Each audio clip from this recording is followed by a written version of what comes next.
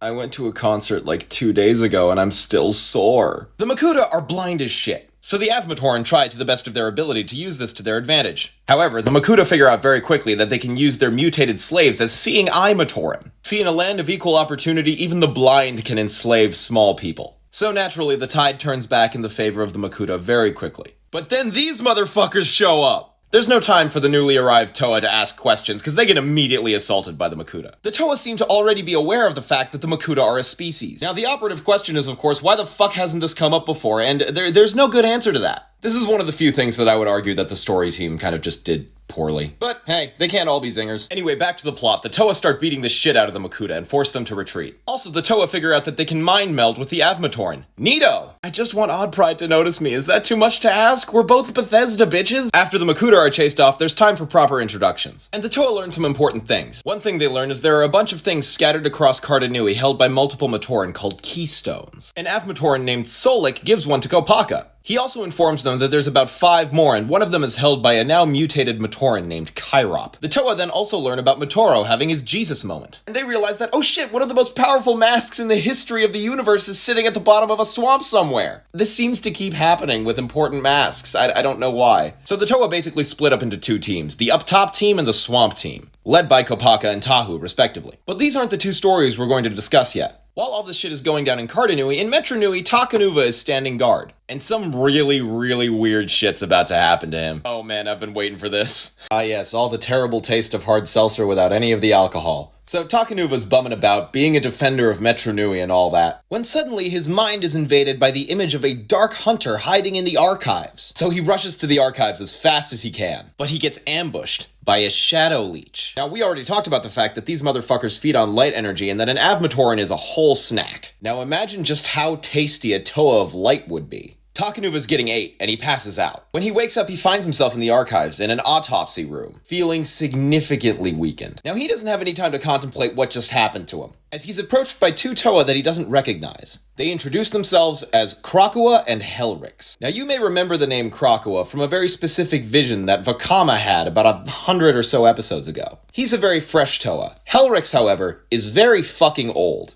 I promise, I do go outside sometimes. Mazika and Voltraz start fighting. There's a whole thing between these 2, and I can get into that at a later point. But while that's happening, Krakua gets spirited away by a guy named Jabraz. He's then inducted into the Order of Mata Nui. And then, very recently, he was transformed into a Toa because they decided he was ready, and they also needed more people on their side. Helrix then sent him to Voya Nui to go get Axon. It does not go well. Axon doesn't recognize Krakua at first and just kind of attacks him, but they eventually manage to communicate to each other that they're on the same side. Axon really just isn't the brightest crayon in the tool shed, is he? He then meets back up with Helrix, and they go to Metro Nui to go get Takanuva. Literally just in the nick of time. And that's where we are now. But don't worry, this isn't the last you'll see of Krakua. Like I said, shit's about to get weird.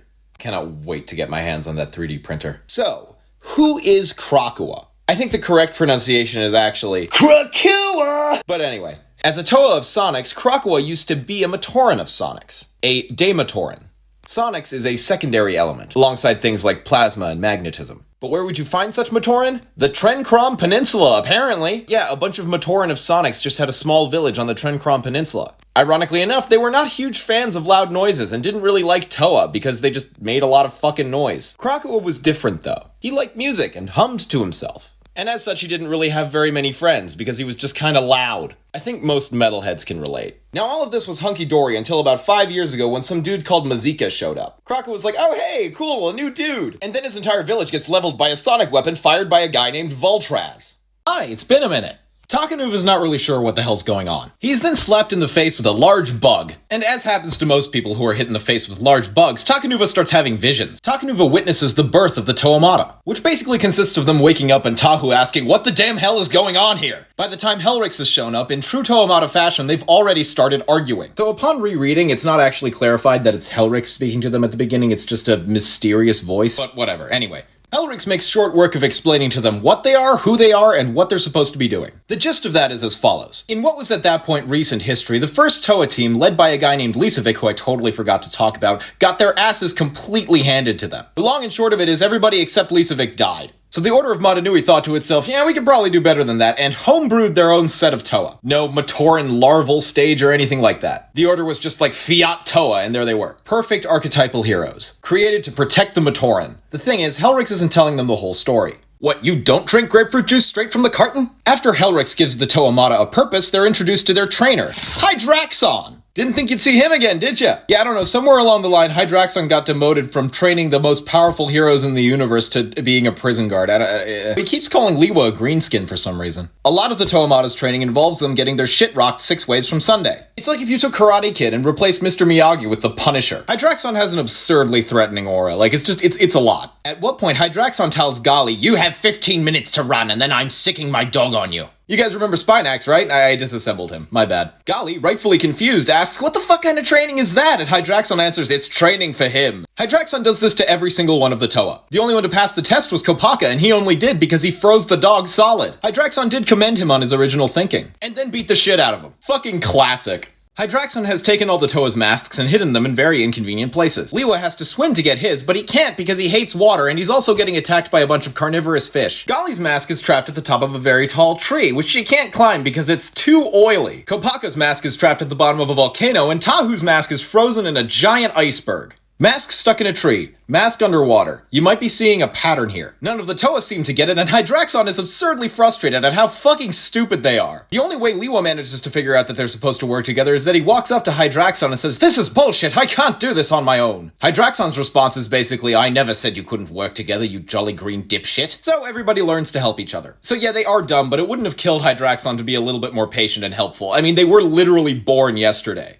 Custom masks are like one of my favorite things in the world. Kopaka and Tahu are hanging out together and hating every second of it. They both agree that they want to stop training and get to work. The difference is Kopaka wants to do it diplomatically and Tahu wants to sail off the island using Hydraxon's corpse as a raft. Different strokes. Their conversation is cut short when they arrive at a giant fortress. They both want to get inside, but they have no idea how, because fighting their way in is a really stupid idea. So Tahu proposes what's known as the French method. Surrender and hope for the best. Once they're let inside, they're greeted by Helrix. When she speaks, they immediately recognize her voice as the one that woke them up initially. Tahu says to Helrix that he believes that they're entitled to answers as to what exactly they're doing here, what exactly their purpose is. Like, I mean, okay, think about it. You wake up on a slab, you're given a name, and then you're introduced to a militant fuck who's training you to fight for a bunch of people that you've never met before. Kinda weird. Helrix is like, yeah, I guess that's fair. These two are about to get some answers that they're not going to be happy with.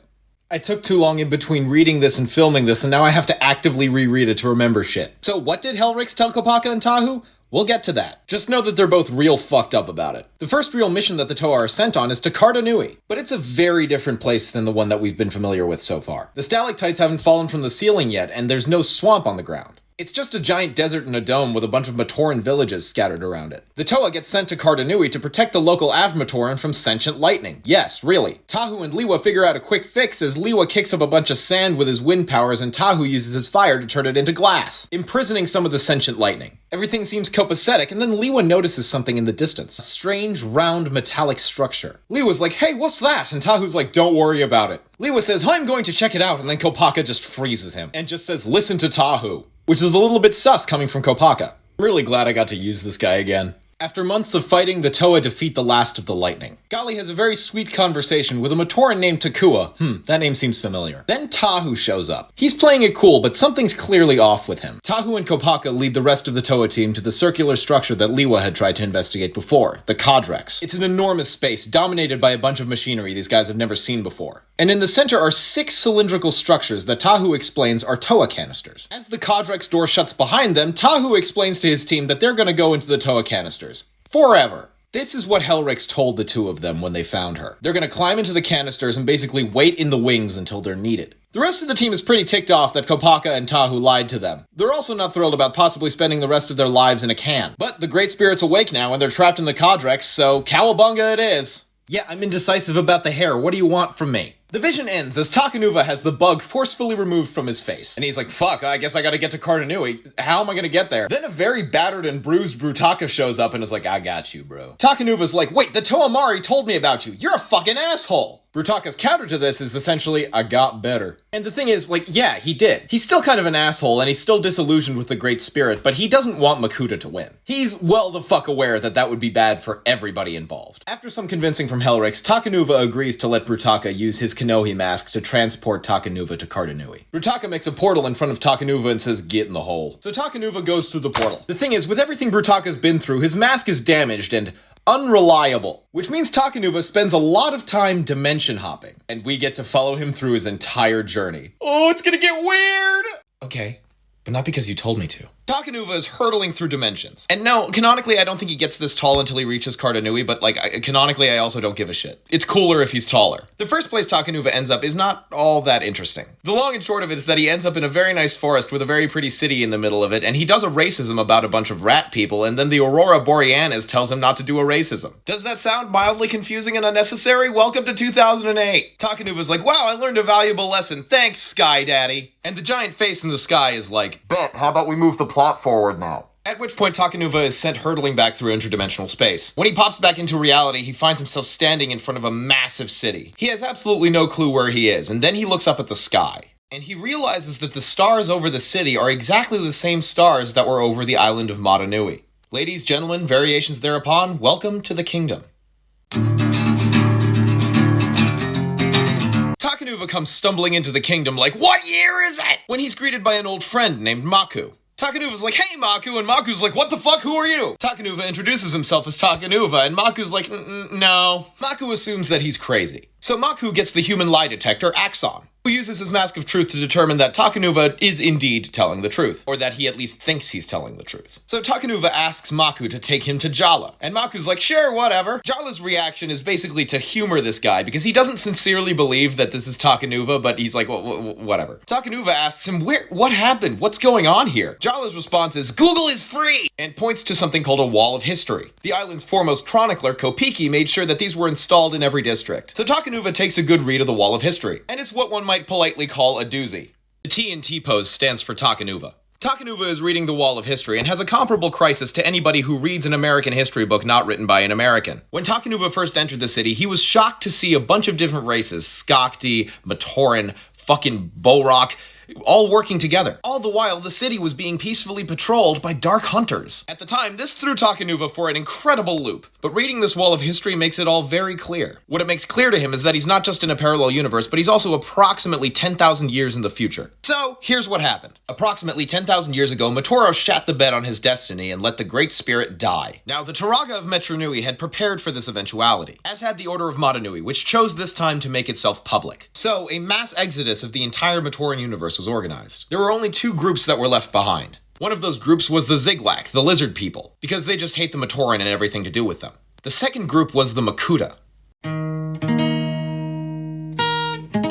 So the Makuta did try to migrate, but given the fact that they were seen as the ones responsible for this incredibly fucked up situation, they were beaten back. Takanuva, along with the Order of Mata Nui, drove Pterodax and his ilk back down into the depths. The Makuta have not been heard from since. Once the migration was over, Takanuva saw his destiny as achieved. Sacrificing his Toa power and becoming a Turaga, he brought 6 new Toa into being. These are all Matoran that we've met before. 2 new notable Toa are Tanma, who is now a Toa of Light, and Velika. Some of you might understand why Velika becoming a Toa is a little bit weird. It's not addressed. Anyhow, in order to govern the kingdom, Takanuva sets up a council. This council consisted of the following people: Turaga Duma, Helrix, Rudaka, the Shadowed One, a member of the Ninra Ghosts, and a Skakti warlord named Nektan. Don't worry, it doesn't get any less weird. No thoughts, head empty. Takanuva's like, fuck, I gotta go pay a visit to myself. So he goes to the seat of government of the kingdom, which is known as the Coliseum, in order to send a message to Helrix to tell her, hey, remember that plan you had for me when things hadn't gone to shit yet? Because he suspects she's gonna be the only one who will really believe him. Now, as I said before, the more time Takanuva spends in the kingdom, the more he thinks to himself, wow, this is a really impressive society that's been formed. All of these different races and creeds that used to hate each other are now working in harmony. Gee, it's almost as if the death of God gave people less things to fight over. Takanuva's like, man, I don't want to leave. But he knows he has to go back to save his shitty reality. Anyhow, as soon as his message reaches Helrix, he's escorted inside the Coliseum by a guy known as Trinuma. I'll do a video or two on him as it pertains to the prime reality, because he's actually kind of interesting. Takanuva enters the main hall to find Toa Tanma, his Turaga self, and Rudaka all standing around a table on which is a Rakshi head. Now, he hasn't been here very long, but he already knows that that's bad. Because that's not supposed to be here. Fuck off, Jimmy. After Turaga Takanuva asks the others to leave, he's just like, holy shit, it really is me! Toa Takanuva congratulates his older self on setting up such a wonderful society, and then Turaga Takanuva says, well, yeah, I guess so. He explains that despite the best efforts of Onua, among others, the island is slowly crumbling, and that they've basically had to build artificial land masses to house everybody, but those aren't really working out that well either. So they're gonna have to find another island, or if Nuju and Nuparu's space program works out, they're just gonna do that. There's a fucking space program! Like, dude, come on, that is cool as hell. Greg Farshtey is just great. But the bigger and more immediate problem is that Arakshi managed to show up in the kingdom. These guys had been banished alongside the Makuta, and were being kept out by a bunch of light barriers that kept the island isolated from the rest of the Matoran universe underground. But they got through somehow. Now, Onua warded the earth around the island, so there's no way that the Rakshi are just digging up through the ground. So maybe the light barriers are failing, but nobody's sure. I should really start writing down cold open ideas. Takanuva agrees to help the kingdom in exchange for passage back to his own universe. But before he gets going, he gets an upgrade. He gets a more powerful staff and also a Mightaxe Skyblaster that's not pictured here because I didn't feel like mounting it. Takanuva sets out with the native Toa of Light, Toa Tanma. The thing is, Takanuva wants to bring along Matoro. And Tanma's super not cool with that. See, in our universe, this golden boy sacrificed himself and saved everybody. In this one, he failed, and he's still alive and suffering. The two Toa find Matoro living in a hut in a mostly deserted part of the island. Takanuva doesn't outright explain that he's from another dimension. He just says, where I'm from, people view you as a hero. And Matoro's like, I call bullshit. Takanuva tells him to take the chance, because he's not gonna get another one. And Matoro's like, fine, whatever. The way Takanuva describes Matoro is really fucked up. He may be dead in his universe, but in this one, he wishes he was. Alive, but dead inside. God damn. Yeehaw. So en route to the presumed breach in the island's light fortifications, we find out some more stuff about the universe we're in. We find out that while Matoro is absolutely disgraced as it pertains to his reputation, the rest of the Toa Mari aren't necessarily doing that hot either, because at the end of the day they all kind of failed the universe. We also find out that Huki and Pohatu are dead. The reason they didn't just blow up the tunnels leading out of the Matoran universe is because last time they tried to do that, a bunch of Rakshi broke through and killed the two of these guys. So instead, we have the light barriers that will incinerate any creatures of shadow that step through, and Onua has warded the ground so that he will be able to tell if they start trying to break through from the underground again. As they're making their way there, Matoro brings up an interesting point. What if the barriers didn't actually go down? Now, the implications of the Rakshi having their own way to pass through light barriers are bad. Because the Rakshi obviously aren't going to figure out any of this shit on their own. They're basically just attack dogs. If Matoro's right, it would mean that the Makuta might still be alive, which is not great. Man, sometimes going through Snapchat memories is just rough. The three Toa arrive at the light barrier and find it to be intact. They turn to leave, but Matoro gets ambushed by Rakshi. They defeat them relatively handily, but things just get worse immediately. They hear a very familiar voice in the darkness. Excellent. And then he steps out of the shadows. Makuta looks very different. Remember back in 2004 when he absorbed Nadiki, Kreka, and Nightwalk and used that to build his own body? Well, as he explains, he did the same thing here, but to all of his fellow Makuta. He drove their essences from their bodies to let them waste away in the void, and then took them over and built them into this monstrosity. And he's just fueled by hatred. Particularly for Matoro, because Matoro let Karda Nui die, and that wasn't supposed to happen. His great plan failed, and now he's just a monster, driven by hate and darkness more than ever before. This is the worst kind of corporate merger. The Toa advance on Makuta and give them everything they've got. But Makuta's had 10 millennia to prepare for this shit. It's not gonna go well for them. This is aptly demonstrated as Makuta gets a hold of Tanma, and treats him about how Doomguy treats a Kako demon. Reduced to ashes. Rest in peace, you poor sad light green man. Then Makuta gets a chance to probe Takanuva's mind, and he sees the alternate eventuality that he's from. He's like, oh, you're from a universe where Matoro actually fulfilled his quest and died, neato. Matoro's like, holy shit, what? And Takanuva's like, yeah, no, in my universe you gave your life so that billions of people could survive. You're a hero. You're literally the greatest man who ever lived. Then something clicks for Makuta. The Mask of Life is still out there, and I'm sure Matoro still has a bond to it. Brace yourselves, shit's about to get sad again. So when Makuta absorbs someone, he also absorbs at least part of their memories, if not their entire mind. And he assumes that if he absorbs Matoro, he may be able to forge himself a link to the Mask of Life. So he reaches out a shadowy hand for Matoro. Takanuva moves to stop it, but Matoro doesn't resist. I should have died 10,000 years ago, Matoro said. I should have saved everyone, but I didn't. If you think about it, Takanuva, neither of us is meant to be here. So Matoro does nothing to resist as Makuta absorbs him. And then he's gone. Takanuva attacks out of anger, but for some reason Makuta isn't fighting back. Then very suddenly he begins to collapse and scream. He's screaming, my will must prevail! But then from inside him you hear Matoro's voice. And once again, I'm just going to read this passage. No, Makuta. You once told the Toa Mata that you could not be destroyed because you were nothing. You were wrong. It is because you are nothing that I can destroy you. You have no heart, you have no spirit, you have no reason to exist. Even your hate is a pale reflection of what once burned in you. You survive out of habit, monster. And habits and minds can be broken. And then Makuta just fucking dies! Motoro literally mindfucks the Master of Shadow to death with his depression.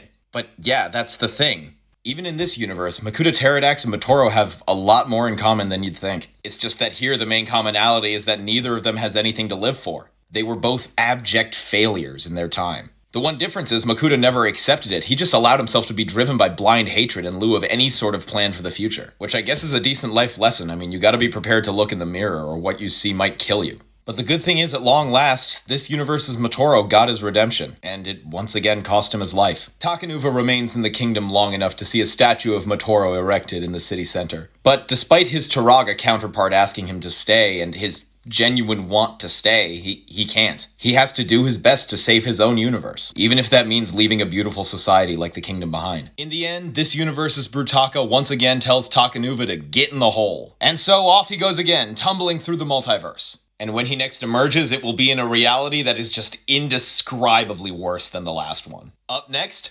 Dark Mirror. We're back. Takanuva stumbles out of the interdimensional nightmare that he was in into a new world. At first glance, he appears to be in Metro Nui, and he's relieved for about a microsecond. That relief is replaced by confusion when he notices that there are a bunch of statues of the Toa Mata everywhere. For those of you playing along at home, you may remember that the Toa Mata ceased to be the Toa Mata when they fell into a gigantic protein shake and got all roided up and became the Toanuva. Enhanced elemental abilities, enhanced mask powers, all that jazz. So this seems a little bit out of the ordinary. The first person Takanuva runs into is an old friend of his named Kapora. He says, "Hey Kapora," and Kapora immediately starts groveling. Takanuva doesn't have much time to process the situation as Kapora is frozen up to his neck in a gigantic ice block. The culprit? Kopaka! Takanuva's like, "Hey guys, what's going on?" And much like a foreigner minding his own business in the United States, is immediately arrested without cause. Things are starting off bad and they only get worse. Takanuva is thrown into a jail cell, where he comes face to face with an alternate version of his former self, Takua, who's been strung up for having a brain. This happens to most smart people in fascist autocracies. Takanuva helps Takua down from his horrid restraints, and as thanks for his help, receives a very uncomfortable history lesson. Approximately 3,500 years ago, 3 Toa named Likan, Nadiki, and Tuyet found something called the Nui Stone. Some of you may already be familiar with Likan and Nadiki. We have yet to meet Tuyet. Don't worry, we will. The Nui Stone is an artifact that allows its user to wield the power of 100 Toa. Toa already contain a fuckload of elemental energy, so this equates to about 100 fuckloads of elemental energy. So Tuyet made the executive decision to become the God Empress of Matoran kind. Now, in the prime reality, the Nui Stone was destroyed, and Tuyet was turned into mulch by Nadiki and Likan. In this reality, however, Nadiki decided to side with Tuyet, and Likan became the proud recipient of multiple stab wounds! And then things got worse. Crazily enough, in every eventuality, Nadiki finds a way to be a punk bitch. So with the power of the Nui Stone, Tuyet forms the Toa Empire. This involves a couple of things. The complete destruction of the Dark Hunters, the ethnic cleansing of the Makuta, and the subjugation and or murder of any Toa and Matoran that didn't believe hard enough.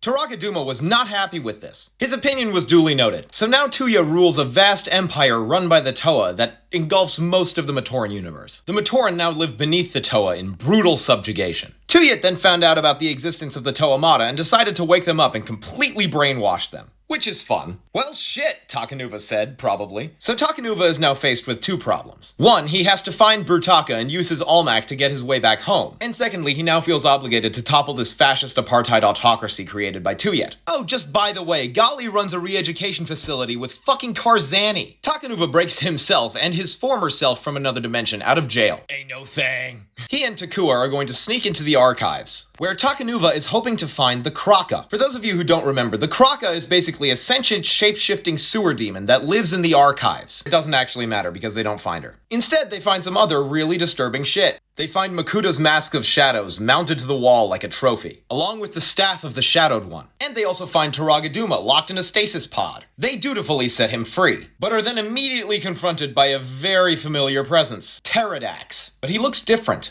His armor is beat to hell, and he no longer wears the Mask of Shadows, instead having substituted it for an old Kanohi Hao. This is not an encounter that Takanuva was expecting to have today. Go sit on the shelf and think about what you did. Pterodax introduces the gang to 2 of his other Makuta friends who are hiding in the archives for fear of being murdered. These are 2 characters named Kojol and Krika. We haven't met Krika yet. We'll get to that. Takanuva explains his predicament to Makuta insofar as he needs to get in contact with Brutaka to get back to his own reality. And Makuta says, "I'll help you find Brutaka if you go on a fetch quest to get me the Mask of Time." The Makuta want to get their hands on the Mask of Time to make use of it in their rebellion against Tuyet. They don't seem to have all that much of a plan, but the thing is, when you've been effectively genocided out of existence, you kind of work with what you got. Takanuva's like, "Bet, what do I have to do?" And Makuta explains, "Raid a caravan, led by some stupid Matoran named Jala." In this universe, Jala is still captain of the guard, but he's a fanatic that serves Tuyet. Evil Jala. Bum ba dum bum bum bum bum. So Takanuva's probably going to have to murder someone who in an alternate timeline is his best friend. Fun! Waka waka waka waka, nevermore. Krika hits Takanuva with a blast of fairy dust that allows him to fly, and he takes off across the ocean to find the caravan. When he finds the caravan, he sees Jala being escorted by Pooks and Bamanga. In the Prime Universe, these are two members of the Toa team that used to protect Pterodax. They were turned into Rahaga, the little Rakshi guys, yada yada yada. In this universe, they're just assholes. Takanuva plays macho to gain their respect and lies saying that he's been sent by Tuyet. And they're just like, "Yeah, fine, whatever, walk with us." As they're walking, Takanuva finds out, much to his chagrin, that Brutaka is dead. The Toa Empire was doing a colonialism on Voya Nui, and Brutaka met his end much like many people who defend their homes against colonialism. He got stabbed in the back and had all his shit stolen. His Olmec now resides in the possession of Toa Tuyet. Takanuva is justifiably pissed about this, but this unfortunately tips off the people that he's trying to fool, and they prepare to murder him. But things don't exactly go as planned for them. I can't stop listening to Three Wishes by Dance Gavin Dance, it's a problem. Takanuva is introduced to his savior, Lisevic. In the Prime reality, Lisevic has depression. That seems to be very much the case in this reality too, but he's also helping fight an apartheid fascist government, so I guess it's a win? Lisevic's like, "I'm pretty sure you're cool, please don't prove me wrong here." And Takanuva's like, "Hey, thanks for saving my life, buddy."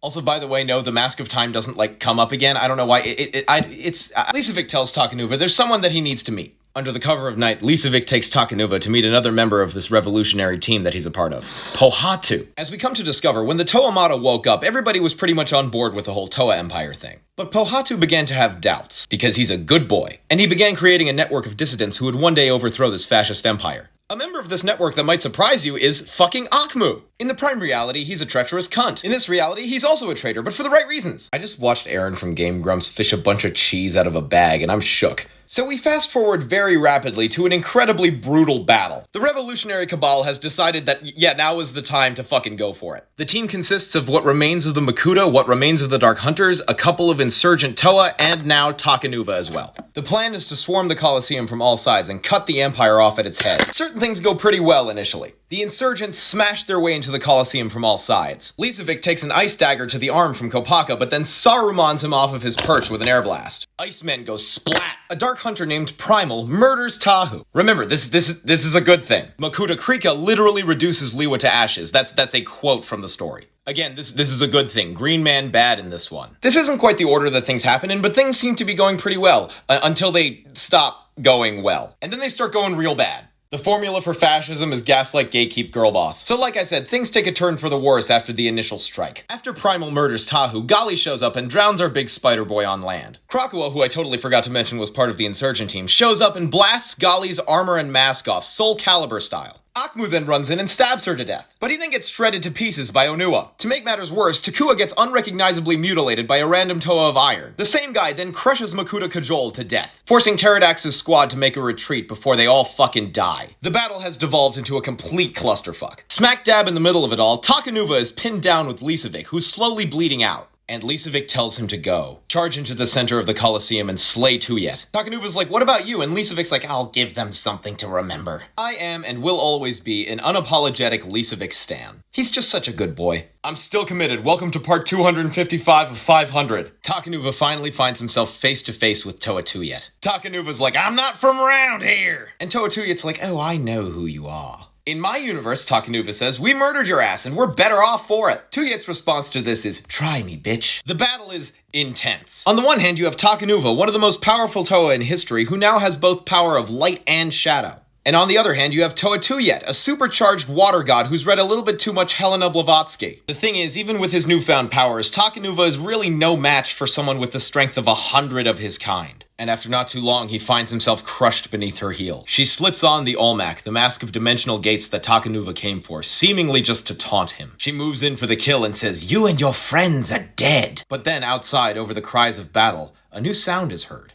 This rock has no rocks in it. Through the shattered walls of her fortress, Tuyet now sees the source of this new commotion. Airships teeming with citizens of the world. Matoran, Vortex, Dark Hunters, anyone you could imagine, all coming to fight for the revolution against Tuyet. Takanuva uses this grand display to scold Tuyet, telling her, "These are the people that you thought you were protecting. This is the result of the good that you thought you were doing. They're all coming to kill you." Tuyet's response, of course, is, "Ungrateful bastards, I'll kill them all!" And Takanuva's like, why? You can't rule over a bunch of dead people. Why not use the mask that you have to go somewhere else, somewhere where you might be needed? Who needs another mess? We could start over. Just look me in the eyes and say I'm wrong. Tuyet, watching her life's work crumble before her very eyes, is like, yeah, you're probably right. She uses the olmec she's wearing to create a dimensional portal that she prepares to step through. At which point, Takanuva gets on some Jet Li shit and hops up, snatching the mask off her face. He jumps through the portal, but not quite fast enough, as Tuyet reaches through and tries to pull him back into her reality. Takanuva struggles against her grip as the portal begins to close around her. He makes one last desperate pull, and then the portal shuts and slices Tuyet in half, leaving Takanuva to drift in interdimensional space with half a floating corpse.